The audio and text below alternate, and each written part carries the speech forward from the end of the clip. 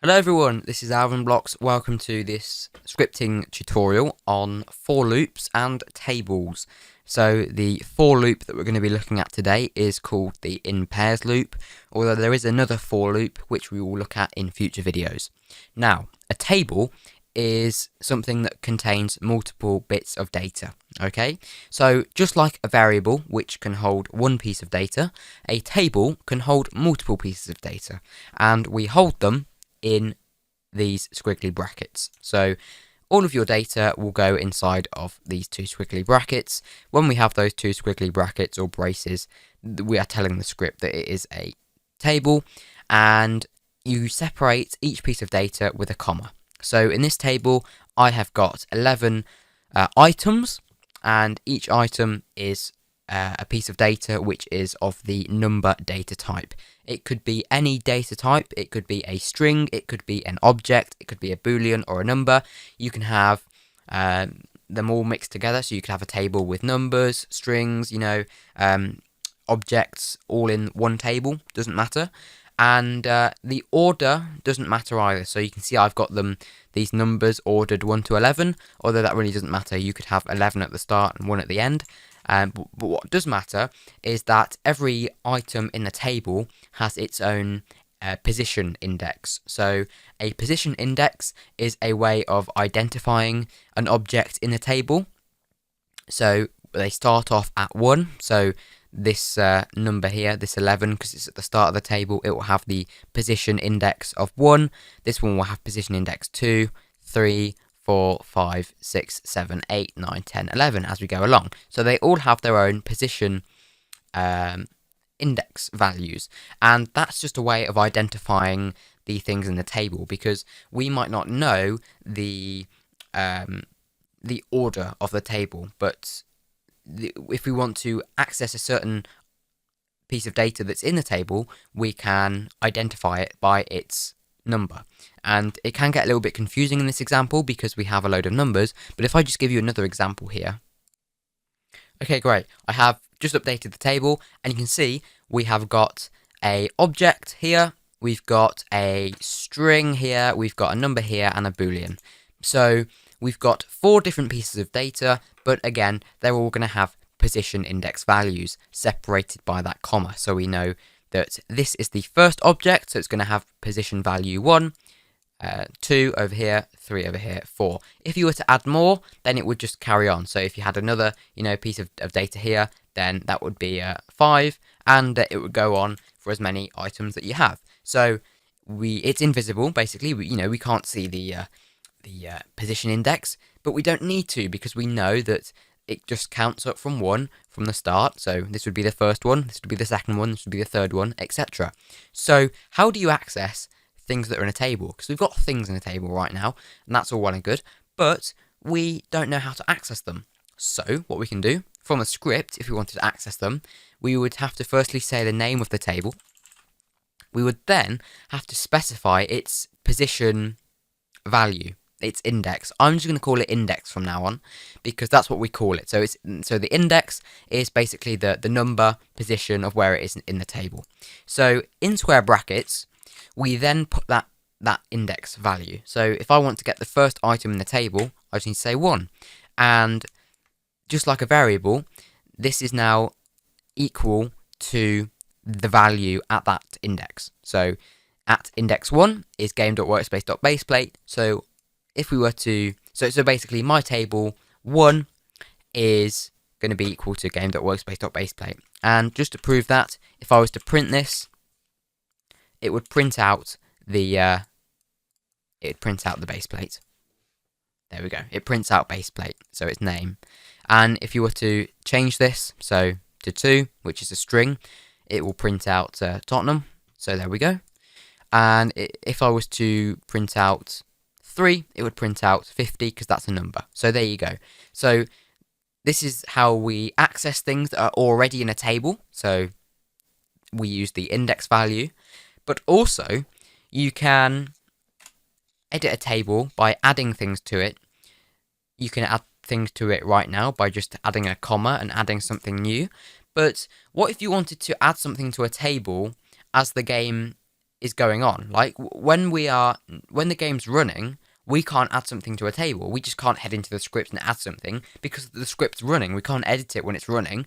So say if a game is currently happening and we want to add something to a table, you may be thinking, give me a practical use of a table, because why would you want to add something to a table? Okay, so a typical example is you can have a table of players who are currently in the round. So let's say you had a hide and seek game, and at the start of the round, you would have all of the players' objects in the table. And you don't need to worry about how we're getting them and adding them in. But let's just imagine that we have game.players.alvin and game.players.bob. And these are the players that are in the round when it begins. And let's just have another one in here because one of them will be the seeker. So we'll have Alan as well. So now what we want to do is, let's imagine that Alvin gets caught. So we would want to remove Alvin from the players in round table because he's no longer in the round. He's out of this round because he's been caught. So we would want to remove him from the table. So how do we do that? So we can say table.remove. And you can see when we write table, there are all sorts of different functions that we can apply to a table. So these are all built into Roblox. We've got remove, we've got insert, we've got things like sort, concat, pack, unpack. We're not going to look at those today. We're only going to look at table.insert, table.remove, because they are the things that you need to know, basically. So we can say table.remove. And this is the way of telling the script that we want to remove something from the table. So you say table.remove in lowercase, and it should go blue. Now, in these brackets, if you just look closely, it says, okay, so the first thing that we're going to put in these brackets is the actual table that we want to remove something from. We need to tell the script which table do we want to be removing from. So we want to be removing from the table players in round. That's why it's important for the table to be a variable, so we can access it later on, just like a variable. Then we do a comma, and now it's looking for the number pos. Now pos is short for position, so it's looking for that position index value, which we talked about earlier, which is how we uniquely identify a item in a table. Because what if you had two items in a table that were exactly the same? You could have two numbers.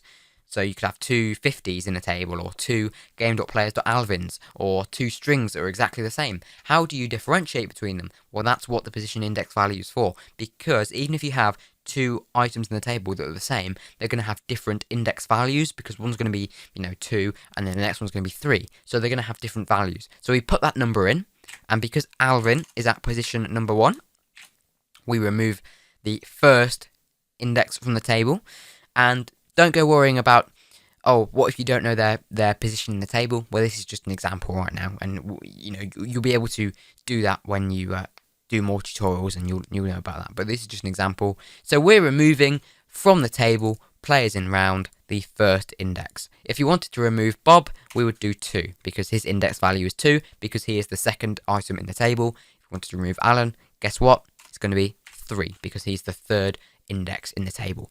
But what will happen now is, if we just set that back to 1 for Alvin, what's going to happen is the table is going to look up the first index, which is Alvin here. It's just going to completely remove it, and we're going to have 2 items left in the table like that. So let me just show you this. What I'm going to do is I'm going to print the players in round. I'm going to print the first player in the round. Okay. Now, because we don't have the actual players in the game, it's going to error. So I'm just going to replace them with strings.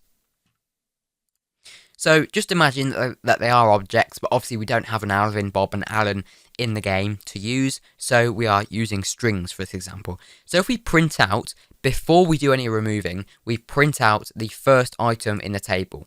Then we remove them. Okay, let's just have a wait in here so we can see the changes. Then we're going to remove Alvin. Then we're going to wait again, just so that we can see the changes. We don't need to wait again, actually. We can just do a print. We're going to do print players in round 1. So what should happen is here, it should print Alvin. Because at this moment in time, when we're on line 8, Alvin is the first index in the table. Haven't been removed yet. Then, we're going to remove the first index. So Alvin will be gone.